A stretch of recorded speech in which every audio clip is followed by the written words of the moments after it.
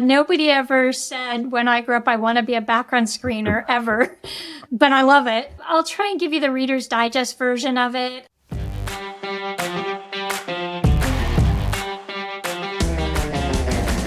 Welcome to Behind the Screens, Conversations with Background Screening Pros. I'm Les Rosen, your host, and I'm excited to have you here. On this podcast, we chat with the people who know the background screening world inside and out. Executives, industry experts, legal pros, and more. We dive into their personal stories and insights to give you a real look at what's happening behind the scenes. Whether you work in the screening industry or are just curious, Behind the Screens bring you the real, unfiltered conversations from the people who make it all happen. Stick around for stories you won't hear anywhere else.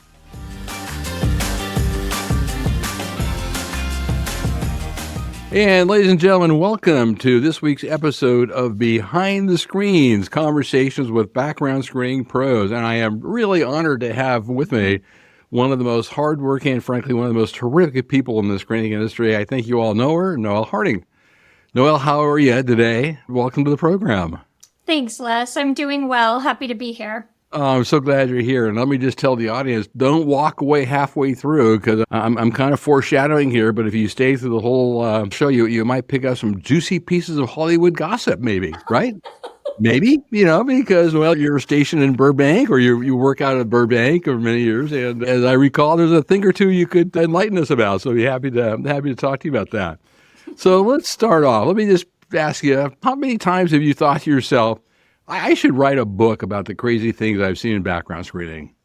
Oh, wow. Yeah, definitely. I mean, investigations in general, but definitely background screening. I had one case I'll share with you. It was a background check we were doing for somebody who was actually going to be working in an HR position. And for whatever reason, the client was very insistent that they wanted to hire this person.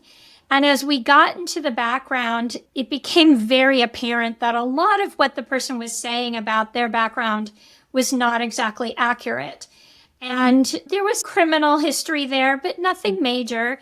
But what we started to see was the education didn't verify, none of the employment verified. And when we kept talking to the client about it, they kept saying, no, we believe her and we believe all of this. And this applicant went so far to get the verification work to validate that she rented an 800 number, a couple of different 800 numbers, and turned them into businesses that she had put on her application. So when we were calling the 800 numbers, she was answering the phone herself with the business name and providing her own verifications. And I didn't even realize you could rent an 800 number at that point. This was several years ago. But she set up an email and everything. She created these very elaborate schemes to trick us into thinking that she was able to get this information verified. But what she didn't know is that we had caller ID on, the phone systems that we were using. So when we would dial the number, it would come up with her cell phone number and then quickly flip to the 800 number. And so it would show her cell phone, just for a second or two. And my verification reps caught on to this and looked at that number and compared it to, the information she had provided during the authorization period and caught on that it was her cell phone number. And so we sort of blew the whole thing open. And honestly, the client was really upset with us because they really wanted to hire her and they were unable to do so. So that was pretty crazy. That's just so crazy on a couple of levels. I mean, first of all, it would be great to put together a compendium of things, crazy things applicants have done to circumvent the system. And what's even crazier, you're right, is that then you have a client who says, I know, but I still want that person. And somehow it becomes your fault for finding out the person's a complete fraud. Yeah. Yeah. And to have them working in HR, it was crazy. Right. Yeah. Oh, that is nuts. But maybe she would have been a good HR person knowing all the tricks. So you never know. Right. And it can Yeah, work she out definitely would have been able to see through other applicants trying the same thing. Yeah, exactly. She could have told. All right.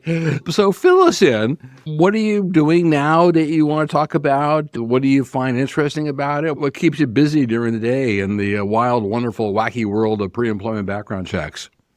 Yeah, well, for people that know me, people probably know I went through a transition this year. We sold our company to another company. And so a big part of my job has been, post the acquisition, just managing the business transition and making sure that, Hmm. the transition was smooth for customers, that there was little friction in that transition.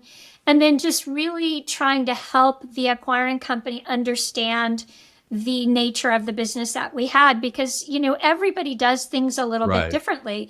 Everyone has their secret sauce. Everyone has relationships with their customers.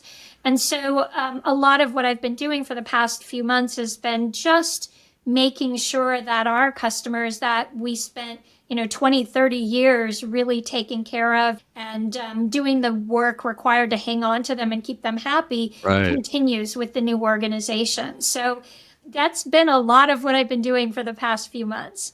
And before that, so you mentioned you don't look nearly as old. You say 20 or 30 years. That's hard to believe. But you, during the previous period before the transaction you described, you were in charge of that company, right? You ran things and ran a tight ship. What did you like about that? What did you find most interesting about being in that position of basically being the CEO of the background division of your company?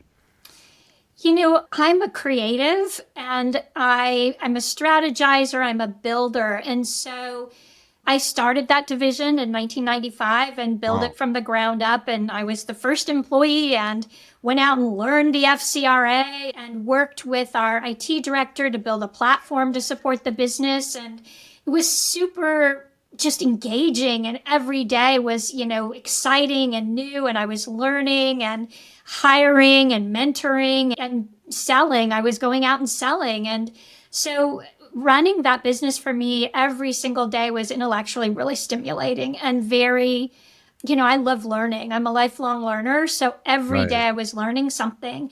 And we may dive into this a little bit as, our conversation goes on, but those early years, it was critical that I went out and built a network of other people in the industry and kind of developed those, what I call my brain trust, the people Right. that Yeah. maybe were a little ahead of me or maybe, where I was at. And we all kind of learned it together and built it together. And that continued for, almost 30 years until we sold our business. Wow. Well, there's a lot there to unpack, and we'll unpack some of that during the course of the interview. But you're from kind of the old school of CEOs or a company where at some point you had to do everything, right? I mean Yeah. just software and sales and Yeah. data acquisition and reporting and compliance. I mean, you wore every hat that there is to wear in the background screening industry as you developed that firm, right? That's one of the Yeah, I interesting did. things. I Yeah. did. I mean, it was a division of a larger investigative company, a B2B investigation company. And because I started a division that was new, I was kind of on an island and I had to learn it all and do it all. And I had a lot of support, especially early on. I had no financial experience. So learning what a P&L was, learning what a balance Right. statement was, learning, how to ensure that you have the proper markup to make sure that you have a margin and you have profit at the end of the day. And Right. so that was all new to me. Selling was new to me, going out and selling business and finding buyers. And, I did a lot of public speaking early on. I very early on formed a relationship with a big trade association and was able to get in front of their members, almost monthly doing, public speaking and roundtables and writing articles for their newsletter. And Oh, so, fantastic. yeah, I kind of did it all from the Yeah. beginning. And then there's the whole production half. You had to get everything out the door within, Yeah. 72 hours, right? Back in the day when everything was on paper. And I know the people that have been around for a long time are going to laugh, but we all in the early days, it was paper folders and you Oh, had these yeah. folder files set up on the desk in order of due date or order date. And Right. we were doing everything on paper and the final report was typed up and delivered, I think we were using Word Perfect at the time. It was before we even switched over to Word. So I am really dating myself. How embarrassing. But yeah, I mean, definitely times have changed for sure. Yeah, I mean, we'll get the changes and challenges, but a lot of people don't realize that in those early days, you first had to manually run social traces in order to figure out which counties to search, and then you had to fax to whatever providers you were using for those jurisdictions, then track all of that and bring it all back together and Yeah. call employers, and it was just like, so many moving parts. It Yeah. was just amazing how that all got off the ground. So, tell us about your path, how you got into this. What was your big break? I mean, I don't remember background screening being a subject at career day when I went to school, but somehow a lot of us ended up in it. So, what was kind of your path or your break that got you into it and kept you interested?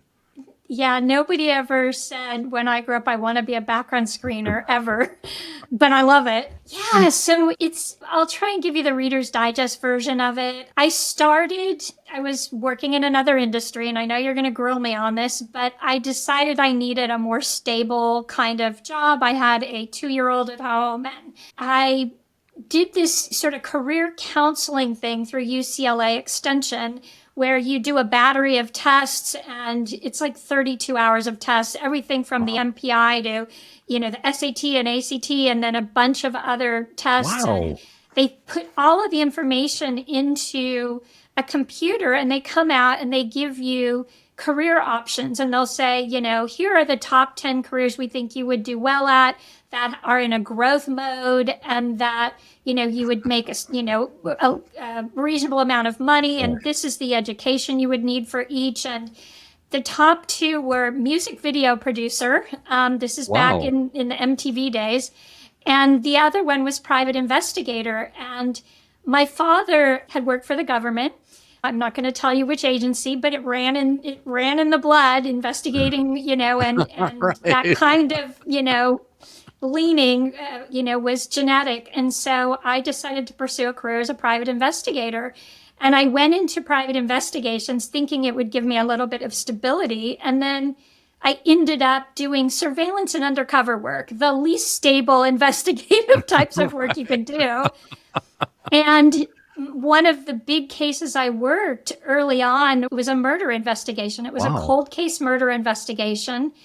And it was the murder of a 19-year-old woman. And the Wow. police Terrible. had let the case go cold for a number of different reasons I won't go into. But the family hired a private investigator to see if they could determine like who killed their daughter. And Oh. so the prime suspect was a female. He worked the case for a number of months, and as he was getting closer and closer to her boyfriend, wasn't happy with how close they were getting. And so the private investigator hired me to come on undercover and play his girlfriend. And so for several months, I was undercover playing this gentleman's girlfriend so Wow. we could get close to the main suspect and her boyfriend wouldn't think that he was hitting on his girlfriend. And so it was a very interesting thing to do. It got pretty scary toward the end as we got closer and closer. There were a lot of really sort of dangerous elements to being undercover with a, murder suspect. And ultimately, several months in, I went, you know what? This is crazy. I'm a mother of a young child, and this is not more stable than what I was doing before. And so I looked for another job as an investigator and ended up working for Frasco, which was my first Right. investigative, foray into pre-employment screening. And they hired me and I did a number of different things. They're an insurance defense firm. So I did, insurance defense investigations, locates, assets, backgrounds. And then I eventually coordinated their undercover program for a couple of years. And they ran undercovers. And instead of going undercover, I coordinated our undercover operatives for them. And at This some is fast. point, I we didn't know decided any to of open. this. This is Yeah, it's fantastic. crazy. It's crazy. But at some point, we decided to open a pre-employment screening department, and they tapped me on the shoulder and said, "You're the one. Run with it." And I Right, started it right. up. Yeah, Oh, that is fantastic. yeah, So you went from being undercover to saying, I'm not leaving my desk. yeah, If it yeah, doesn't yeah, involve a piece of paper or a computer, or a telephone, I'm not doing it. All yeah, right. Oh no, yeah, that's fantastic. So Noelle Harling, secret agent, right? Undercover secret agent. yeah, Wow, that yeah. that is fascinating. That one is hard to top. Well, So after getting to the background screening world and then, going from like, okay, I have to start a background screening division to being really successful and doing a tremendous job that the entire industry respects. What kept you in it? What did you love about it that kept you going and just building? I think two things. Probably one was my early engagement with PBSA, our industry trade association. Hmm. I was in that original group before the association existed, meeting to sort of build and create an association. And from the very beginning, I was super involved, chairing committees and things like that. And I Right. found that to be just so amazing, such an amazing opportunity that I was always very engaged. And I'm a workaholic. I cannot be bored. Don't let me get bored. Don't tell me you can't learn something new. If you tell me no, I will show you how we can do it and do it well. I mean, I love a challenge. And so, again, going back to what I was saying before, I'm a builder. I love that challenge of creating something new. And I always felt through the engagement with PBSA that we were creating and steering an industry that was in its infancy. And I think that just kept me really engaged. And then also the people I met. And, I'm sure you'll ask about it, but I wouldn't have had a career without PBSA. I mean, it was just such a great opportunity to meet people and network with people. And I've made some of my closest friends through PBSA over the years.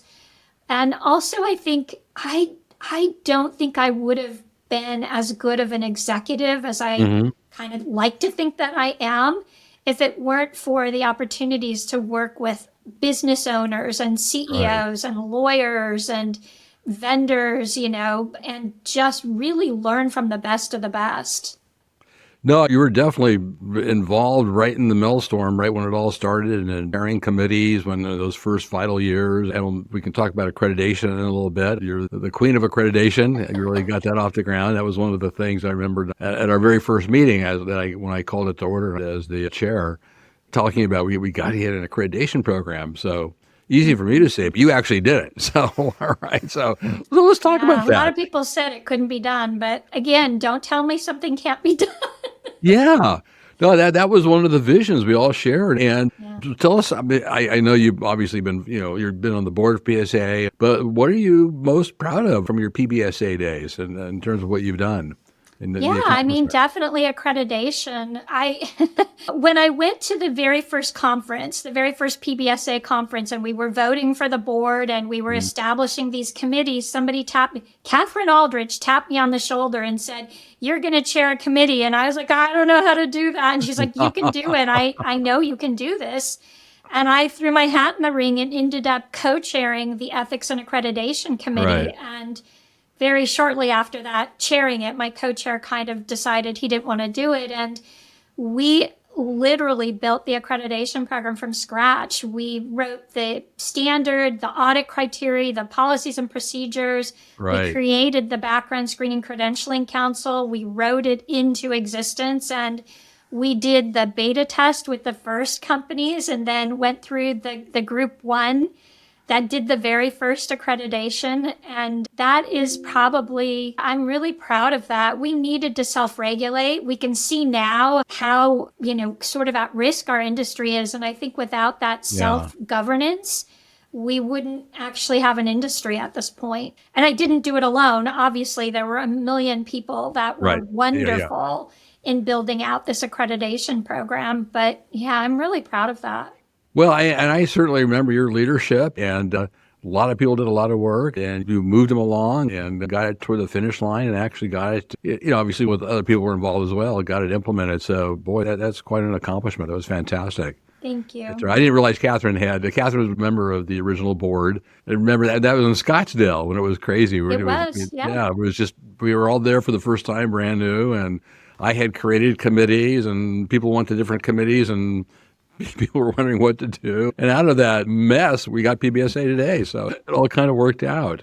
So talking about PBSA, you're currently on the board now, right? Actually, I Or- just rolled off the Oh, board you in just rolled off. September. Okay. Yeah. Okay. Okay. Oh, that's great. But you've been on the board I mean, for a number of times over the years, right? Yeah. Yeah, I've been on the board several terms. I was on the board early on, and then ethics and accreditation and the BSc and the board. And then, I think a lot of people know this. I was on the executive board, secretary, moving into treasurer, and my youngest son was diagnosed with a really aggressive form of cancer. So Hmm. I stepped off the board at that time and laid low for a couple of years. He's well now. He's 12 years into remission and doing very well.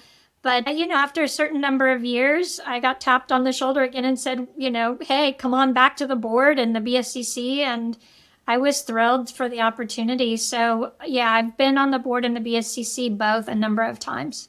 So, who are some of the people, not an exclusive list, that you remember spending a lot of time working with during those early years in the accreditation and ethics and so forth? Yeah, the early years, working on ethics and accreditation, going into the BSCCs, I mean, definitely Catherine Aldrich, Fred Giles, Mary Poquette, they were all on what I called the breakout group. We did these Right. fly-ins where we would fly in and spend a weekend working furiously on writing these. We'd have a board up and we'd write something and people would criticize the grammar and we'd change it. Bruce Berger was in that group. Mike Coffey was in that group. Sandy Burns was in that group. All really critical and instrumental in getting that original sort of BSc up and launched. All people that are, so smart and, Yeah. so hardworking. And, Mike Coffey, I love him to death. He's a good friend. He's a little controversial with some people, but he is salt of the earth. And everything he does comes from the right place, and just love him to death. Hey, Mike took me to a rodeo in Fort Worth, and he also took me to the Fort Worth Ballet, where I saw Swan Lake in Fort Worth. So hey, anyone who takes me to the ballet and buys me dinner, I mean, he's good with me. So Yeah, he's great. His son is a professional ballet dancer now in Europe in one of the most yeah, prestigious companies. Yeah, very yeah, impressive. and it's just amazing. And we're at the point now where we have friends with kids, and these kids are now growing up and doing just all sorts of wonderful things. Oh, Yeah. that's fantastic. So let's we can talk about the background screening world forever. And before we leave it, I'll just ask you just sort of a lightning round here. Two quick questions. Oh, We call it changes and challenges. So, top of your head, what do you see as just comes to mind as the biggest changes you've seen in the industry and biggest challenges? definitely automation, Yeah. obviously, is the biggest change. I mean, it had to happen, and I'm a big fan of automation, but with automation, you lose quality. And so I think that's the challenge, right? It's the balance Right. between what you gain from automation versus what you lose in terms of quality, accuracy, heart. I'm a big proponent that the consumer is always the most important piece of the Hmm. background check. And I think sometimes that gets forgotten in automation. I think, a lot of data is coming now from third party places rather than the original source. And I think that can be challenging. In particular, I'm thinking about employment verifications that are Right. almost entirely now coming through third party sources. And with that, you lose things like the exact title the person actually had. Now you're getting more Hmm. category of title. And for an employer who's hiring and needs to know what somebody's experience was at a specific Right. role, they're not getting that anymore with third party sources. And the quality of the data is degraded to some extent. So automation is good, but when it crosses the line and the quality is not there anymore, I Hmm. think we need to circle back around a little bit. And you touched on something that I've been preaching for years, not that anyone cares, but I've always made the same. I think the same point you made is that even though applicants don't pay us, the applicants are really our clients. Yeah. I mean, they're under the FCRA and just morally, philosophically, ethically, we work for the applicants, even though the employer pays us. We have Yeah. an equal duty to applicants as well, and I really love the fact you pointed that out. So, and it's something we need to keep in mind. I've always told people that your best customer service people should be the one that work with applicants because they're Yeah, the, for yeah, sure. you want to make And them happy. yeah, for sure. It's stressful. The applicant going through the background check, it's a very stressful process. Even if somebody who knows their background squeaky clean, Right. it's still stressful. You still don't know because for the most part, consumers, it's like pay no attention to the man behind the curtain. Like nobody knows really what happens in the Right. background check from the consumer's perspective.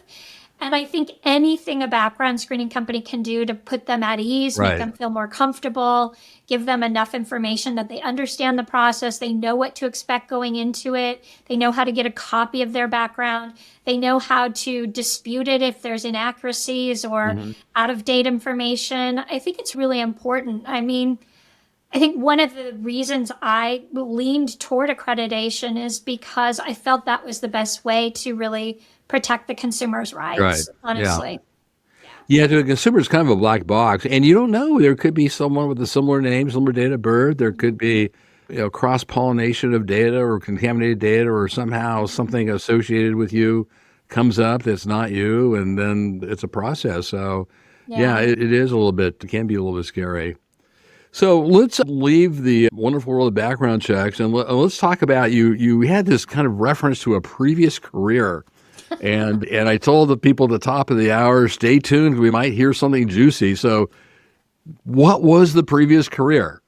Before when you decided you needed something a little more stable, and it would either be a MTV producer or a private detective. Yeah, you're gonna go there. It's okay. I was an actor before I got Oh, into great. investigations. Okay. That was my prior career. I was a dancer and an actor.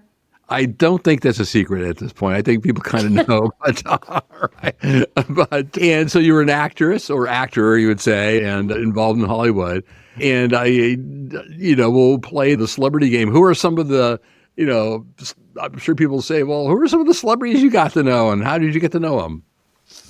Yeah, I mean, it's interesting. I was an actor from my late teens into, my late 20s. And I generally did a lot of guest starring roles on television where I would come on and do an episode or two as a potential love interest or a best friend of the lead or something like that. And so I worked with a lot of people, a lot of celebrities in the 80s, 90s. And, you want to know, like, you want me to kiss and tell? So I would. The question is whether you want to kiss, talk about it. yeah, I mean, so like the funny thing, and there's people watching that already know this, but when my kids were younger, if I would, when they would introduce me to their friends, they would always say, "This is my mom. She kissed Johnny Depp." Like it was never my name. It was all that mattered was the street cred that I kissed Johnny Depp because I did the pilot for 21 Jump Street, the Oh my television show. gosh. And so Okay. in that episode, Johnny Depp kisses me. And so that was kind of like a running joke for a long time. But I worked with a lot of really great guys. I worked with John Cusack. I did a film with John Cusack. I work with Jason Bateman, who I adore. I think Jason Bateman is just really just a stand-up guy. I really like him a lot. I worked with a lot of actresses as well. And, I would just come on and do a guest starring role on a lot of different shows. I mean, I played William Shatner's niece on a show called TJ Hooker a million years ago.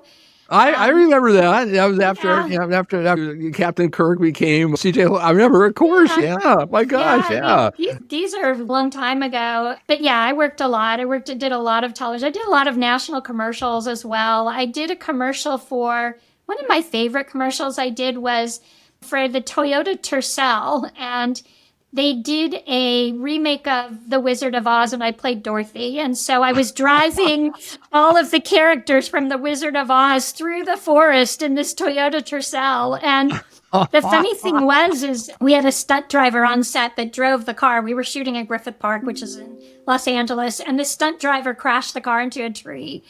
And they asked me, would you be willing to drive? Because the picture car was gone. They had a second picture car and the stunt driver was taken off set.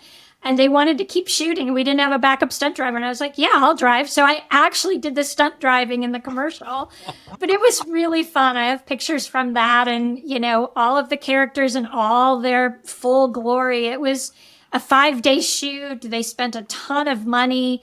And then when we come into the Emerald City, that was done in a soundstage. And so that was a fun commercial to shoot. Wow. Ladies and gentlemen, you heard it here from Noelle Harling. Hollywood starlet, or the early part of the career, from Hollywood stardom to background screening stardom. You've always been a star. All right. So Oh, you're sweet.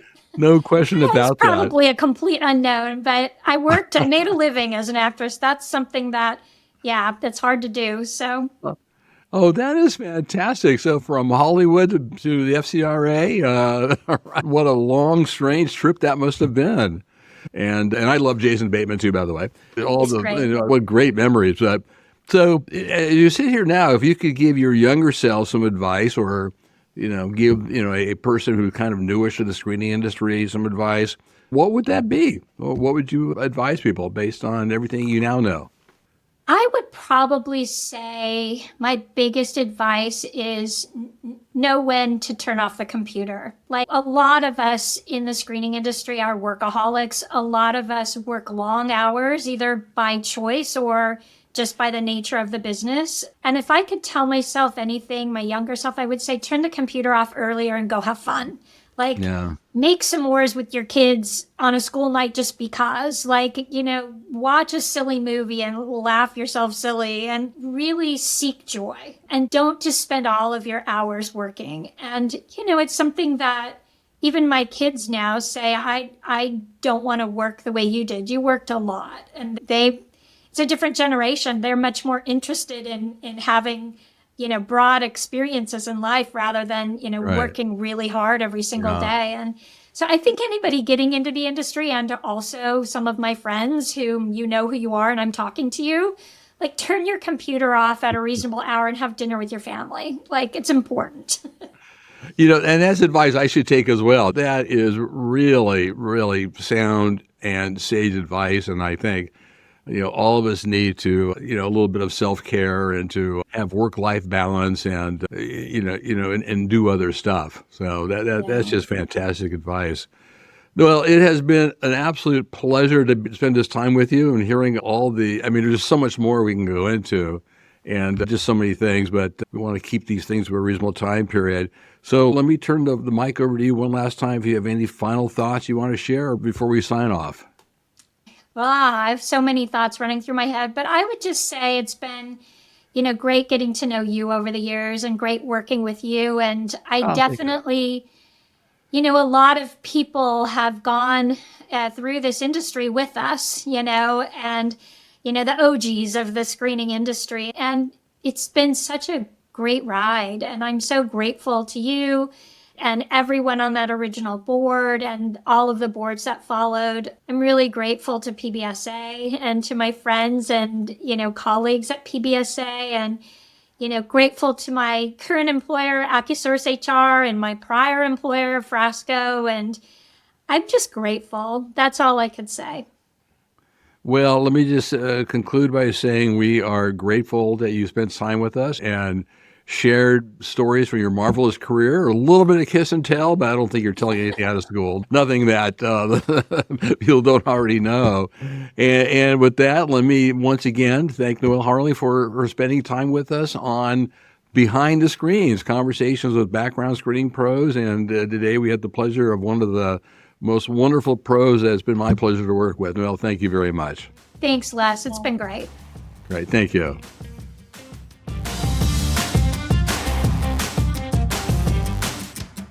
All right, that was yet another wonderful conversation with a background screening pro. If you enjoyed today's episode, don't forget to hit subscribe so you never miss an update. And hey, if you got a moment, we'd love for you to leave us a review. It really helps get the word out. For more info or to catch up on past episodes, or to make suggestions or to suggest possible future guests, head over to our website. Once again, this is your host, Les Rosen, and it's been a pleasure to bring you another episode. See you on the next episode. Thanks.